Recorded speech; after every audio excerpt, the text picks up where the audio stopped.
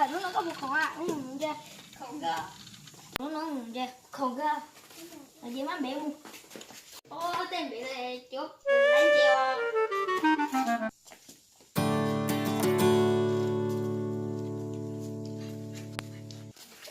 Cái chân chúa phải đây thì con trẻ à.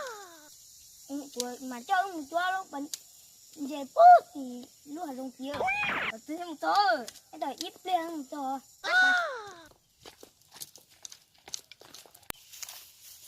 Bà, lúc bà đây có cái chúa gì? Mẹ.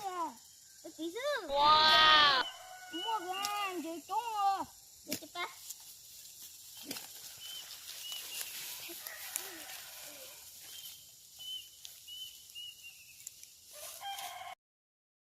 Bây giờ tôi chuyến trẻ cũng tập cần đã nè, chạy chạy trẻ. Chúng ta đó, chuyến trẻ tao chính nó, cái gì chúa. Bà, cái này của tổ à? Đổ ra mà, tối kìa. Hai chạy chạy nó.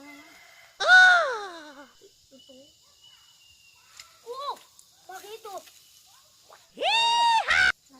Chết rồi. Ô, mấy tuổi rồi.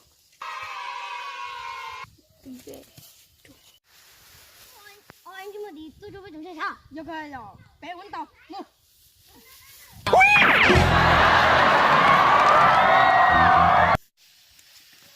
Ha. Anh chúng mà với chúng chơi rồi. Nó cái tua. Cái chúng chơi muốn này không từ. Lúc bạn chơi nè. Ô thầu ý. Bây giờ là tôi khá rồi nè. Thầu ý. Chua kia. Kia.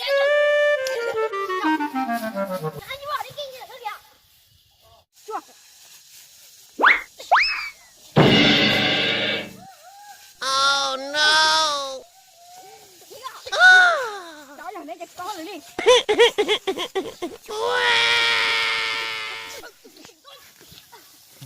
Nếu giờ để cho con rồi đi.